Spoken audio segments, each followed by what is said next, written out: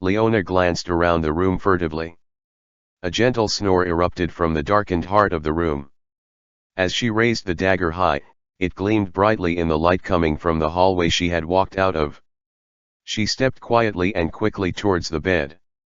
As she crossed the room, she felt her foot catch on an article of clothing that lay on the floor. Forgetting the secretiveness of her plan, she cursed aloud. Her voice seemed to awaken the sleep, for a light flooded the room and a man, disheveled and obviously shaken, sat up in bed, staring at the dagger in her hand and the murderous gleam in her eye. "What are you doing?" thundered Raphael. BJ looked around furtively. With a nonchalant twist, he dumped his wine into the nearest potted plant. "I hate le Bouchet Wapri 1912, he spat under his breath. "Waiter. Another sherry please." "Thank you." He spotted Damia. Their eyes met. "I don't want this," he thought. She got up from the chaise lounge and started to cross the room towards him. He broke into a sweat. "She is so fat," he thought. He started to run for the nearest men's room. Damia lightly felt for the Colt 45 hidden under her muff. She wouldn't let him escape this time. Isabel glanced up at the fleeing BJ and chortled to herself. "Chortle. Chortle." She took another sip from her glass of tequila. "Really, Charles," she oozed, "how can it possibly be your child when you know for a fact that it is Romano I love truly and totally?" "But Romano is dead," countered Charles, making yet another valiant attempt to get more than a mouthful of macaroni and cheese on his spoon. "Death, Schmeth," sang Isabel, "I love him." Charles rose from the table, his face red with anger. "That's it?" he cried, his fist slamming on the tabletop angrily. "I have to tinkle." Soon, Charles and BJ stood in the men's room, each at their respective urinal. They started a conversation. "How about them Cardinals?" piped up Charles. "Oh, I love bird watching," smiled BJ, taking a swizz of his sherry. Charles left the bathroom in a flushed rush. BJ followed close behind. As they both left the immediate sanctuary of the men's room, all the lights went out. A man screamed. A dog barked. Somewhere in the distance, a sheep bleated plaintively. There was total confusion for 3 seconds. The lights suddenly came back on and Charles lay dead on the floor. In the crowded circle that immediately formed around his body stood BJ, Isabel, Leona, Raphael, half-dressed, and Damia.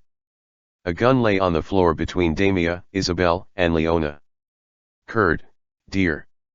Oh, sweetie mums darling. I'm home," sang Matrisa. Kurt came sweeping down the open stairwell, barely touching the crushed red velvet carpet. "Love cream puff. Buttercup." He laughed, barely holding onto his glass of wine. Sweeping her into his arms, he bussed her happily and stuck a freshly cut rose in her hair. They toasted each other and went to the outer garden to enjoy an evening of swimming and intestinal relaxation techniques. On the way to the garden, the doorbell chimed. Opening the door, Kurt was startled to see a figure swathed from head to toe in black leather. The figure's face was enshrouded in a black veil. "Package for Mr. Hardpecker." "That's me, Kurt Hardpecker. Maybe you should try thinking about baseball," said the figure, rasping a slight chuckle. "Sorry. You'd better think about baseball. You know. Hardpecker. Think about baseball." "Oh, Hardpecker, so I'd better think about baseball. How amusing. I imagine you get that all the time," said the figure. "No, it's the first time I'd ever noticed it." "Please sign here," said the figure, thrusting the clipboard in Kit's face. Kurt signed and took the package, wrapped in sinister My Little Pony wrapping paper. The figure signed his initials and gave Kurt the receipt. Kurt took it, glanced at the initials, TR, and then back up. The figure was gone. Kurt took the package and joined Matrisa in the garden. She stood, silhouetted by the moon, in the tulips. Kurt tiptoed over, through the tulips, and showed her the package. "What is it, my little stallion?" she questioned. "Why, it's from our good friend, Detective Homeless. You remember, Lamekins, he's the one who lives with all those crazy people in Little Yana, Wisconsin. Maybe he wants our expertise in solving another one of those crazy murders he always has out there. He's ever so funny." Kurt opened the package. A gun fell out. They were booked on a Pan Am flight the next day. Meanwhile, on a small island in the South Pacific. "Gilligan. You bumbling idiot. Why can't you ever do anything right?" Gilligan looked up from the smashed radio to stare into the eyes of his accusers.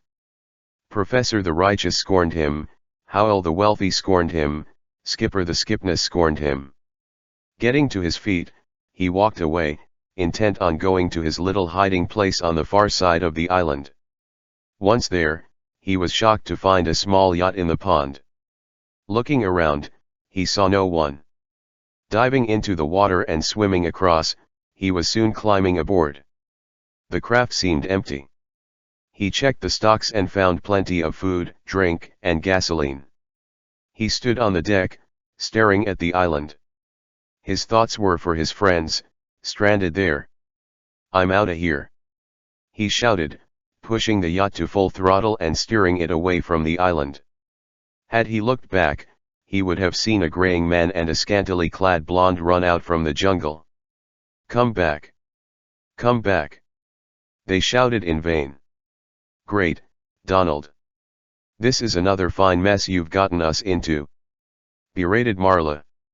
After a few days at sea, Gilligan was docking the yacht in the Little Yana port. He got off the ship, happy to be home at last. First thing on his list of things to do was visit his Uncle Lipschitz. Gilligan did indeed love his Uncle Lipschitz.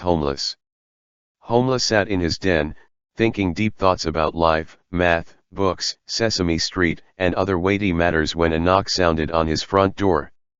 He got up upon his slippered feet and answered the door, pulling his robe close to his body. "Gilligan!" he exclaimed in surprise. After talking at great length, they began to settle down for the evening. "One thing, old Uncle Lipschitz, this is great wine. Wherever did you get it?" "Ah, yes, a queer thing. I was sitting reading one day when I heard a knock on my door. I opened it to find a smartly apparelled chap with ruby-arrayed furskins. He offered me some wine, seems he was a door-to-door man, you know. Anywho, his name was TR and he sold me this wonderful brew and at a reasonable price to boot. Fantastic. I would hear more of this," merrily rang Gil. "It is a strange name, I've not heard of it for or since. I thinkin' that is comes from far away, and it has been lost either by ill or unnatural means, the like of which we shall never know. Anyway, the name of it, Port au Potty. Happenstance you've heard of it?" "Nay, uncle, it seems like a tale from out of this world." Meanwhile, back in the late Charles's study, a whispered conversation was being held for no apparent reason other than plot thickening and enhancement of the suspense. "Oh, who could have killed him? Who? Who?" sobbed Isabel. Mammy, the maid, looked at her distraught mistress and uttered under her breath, "Don't know much 'bout killin' no white folk. Now, skinnin' is another matter altogether. I never told him but I'm pregnant with his child. Romano was merely a ruse to get him to admit his devotion to me and not that bitch Damia, confound her fat form." Mammy shook her head. "These white folk." BJ stood in his office, peering out the window. A slight mood-enhancing drizzle had begun and it signaled yet another overcast afternoon for the residents of Little Yana. He has almost forgotten the parrot detective hanging in the air nearby. A gentle squawk brought him back from his commiserating. "Yes, I knew Charles. We were like brothers once. We had shared many good times in college. He once even saved my life. We killed an elephant once. As for the other things, well, I held for him no malice. After all, it was only business. And in business, there can be no true friendship. BJ took another sip from his Pepto and gritted his teeth, fighting back the tears which threatened to make a dent in his manly armor. I'm truly sorry this had been such a discomfort for you, Mr. J. I just have one more simple question and then I'll go, said the detective, flying over and landing on BJ's shoulder. BJ closed his eyes. Did you kill Charles? Yes. Yes. Yes. Of course I did. Why would you think I wouldn't? What kind of person do you take me for? Do you think for one instant I would lie about something like this? I only asked a simple question. There's no reason to get in a huff. I know. I know, I'm sorry. It's just that I don't appreciate people inferring that I lie. Or would lie. That's all right. I am now firm in my knowledge that you didn't forget to take the garbage out last night, dear. Now go along and play with your little friend Hubert. Anne looked across the coffee clutch at her friend, Liz.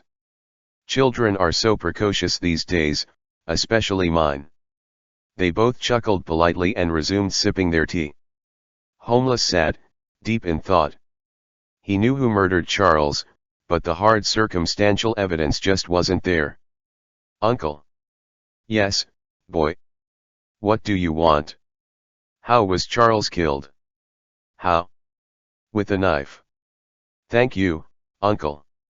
A storm was brewing in the Graymore mansion. Clayton Marcus Edward Graymore was angry, and when Clayton Marcus Edward Graymore was angry, people had best keep out of his way. The cause of his recent rage was his bumbling nephew, Oliver, who now stood sulking in Clayton's den. You idiot! You fool! You must implicate BJ for this murder. He owns several tracts of land which, should I gain possession of them, would enable me to build my Graymore shopping center. I will not let this little man get in my way. Send for Daphne, perhaps she is more worthy of my amassed fortune than a little loser like you.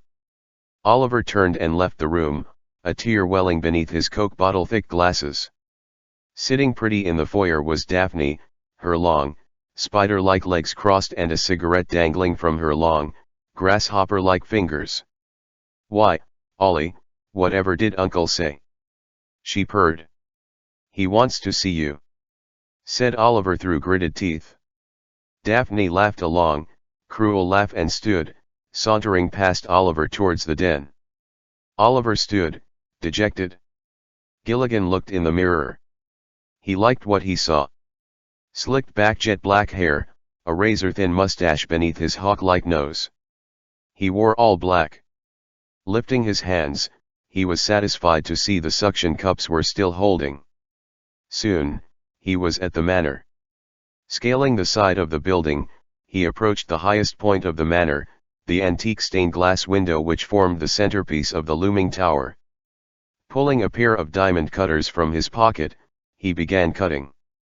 When work became tedious, he was able to quicken his pace with a welding torch which he had stored in his left shoe. Stopping to mop his sweaty brow, he sipped from a can of cold RC. Soon he was through. Dropping to the plush carpet, he made no sound. With supreme stealth and cunning, he made his way down the hall to a pair of locked doors. Behind these doors was surely the answer. Pulling a complex three-piece lock set from his wallet, he began work on the lock. Hours passed. Soon, he heard the satisfying click and pushed open the door. What greeted his eyes shocked and horrified him both at once. Surprise! Screamed a small group of Oriental men. Oops, sorry, wrong house. Slightly embarrassed, Gilligan made his way out and resolved to try again the next night. Uncle. Yes. What kind of knife wound was it? Well, that is what has kept me baffled. It was small, and round. Like a bullet hole. Well, now that you mention it, yes. Good night, Uncle. Good night, Gilligan. Uncle. Yes. Have you ever kissed a girl? Pitstone pulled his sailboard to the shore and stood among a throng of admiring worshippers. One was a pretty lass named Daphne. "Oh, Pitt. You looked marvelous today," she gushed. "Outta my way, ya scum-sucking wench," he grunted. She sighed contentedly. He spoke to her. He loved her and she knew it. Pitt was drying off when he spotted that BJ jerk. His fists tightened. The National Sailboard Contest were going to be held in Little Yana that weekend and he knew BJ was going to win. Unless, Pitt grinned an evil grin. Unless of course he has an accident. Rah ha ha ha ha ha ha. When BJ walked up to Daphne and touched her arm, Pitt took notice. Drying off his arm, Pitt watched as the two talked briefly. Scratching the other side of his other arm, Pitt felt a jealousy growing. He needed to get Daphne's attention. He reached into his bag and pulled out a small guitar. Playing, he began moving his hips in rhythm to the music. Daphne and several other girls looked over his way and squealed. They came running. Pitt, enjoying the attention, began his song. "My girl, she's a far-out groovy baby. Loves me like a man, my hair is so wavy. Gotta tell my baby, she's groovy that's for sure. Love her, love her, love her, love her, yeah." Behind him, other musicians began dropping from the sky, opened parachutes fluttering above. Pitt stepped forward for a particularly rocking solo when he suddenly let out a whelp of pain and fell to the ground, grabbing his arm. Daphne screamed and ran to his side. "Did you hurt your arm, Pitt?" "No, not my armpit, my arm," he said through gritted teeth. Daphne sobbed and held him in her arms. BJ sauntered up and crossed his arms arrogantly. "I guess this means you're not going to be in the sailboard competition next week," he said smugly. "I could beat you even with my arm hurt. Wanna go at it right now?" sneered BJ. "Not really, I'm not into that sort of thing. But I wouldn't mind having a quick little contest and show you who's really the best sailboarder," said Pitt, standing and tossing the guitar away. Soon, they were out in the water, pushing themselves along, each looking at each other with contempt. The wave was coming. It lifted them high in the air. They were both atop the wave, arms outstretched. Suddenly, to BJ's horror, Pitt pulled a gun from his shorts and began firing. Thinking fast, BJ whipped out a machine gun and returned fired. Unfortunately, due to the nature of their speed, high atop that wave, neither one's aim was particularly good. But sooner or later, one was bound to get lucky. The gathering crowd was laughing at this spectacle, and at last when both sailboarders reached shore, they were pelted with money and small rocks. "Well, Daphne, who do you feel won?" asked Pitt. "Oh, you did. You did. You did. You did. You did." By this time she was jumping up and down and slobbering. Not to miss a chance at making her look foolish, Oliver crouched in the nearby bushes videotaping the entire thing. He was show it to his uncle later. BJ began to stalk off towards his car. He cast a parting glance at Pitt and his women and shouted, "I'm gonna break that armpit." "How do you break an armpit?" questioned the befuddled Daphne. Gilligan woke later that same evening.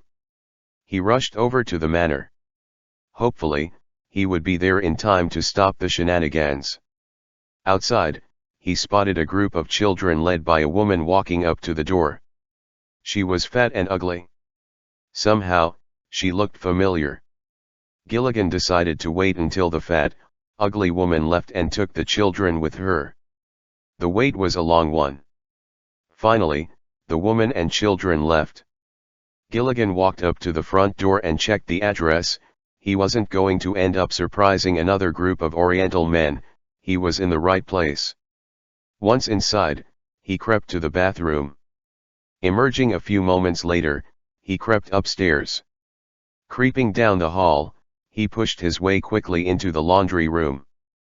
Throwing his shirt and socks in, he waited for the rinse and spin cycle. When that was finished, he threw his clothes in the dryer. An hour or so later, he snuck out of the manor and made his way back home. Uncle. Yes. The fat woman I saw tonight. She doesn't know how to love on the inside, does she? You gain wisdom, child. Uncle. Yes. Have you a skill you could teach me? Something mysterious? I could use it in my investigation. Yes, I do. Silence.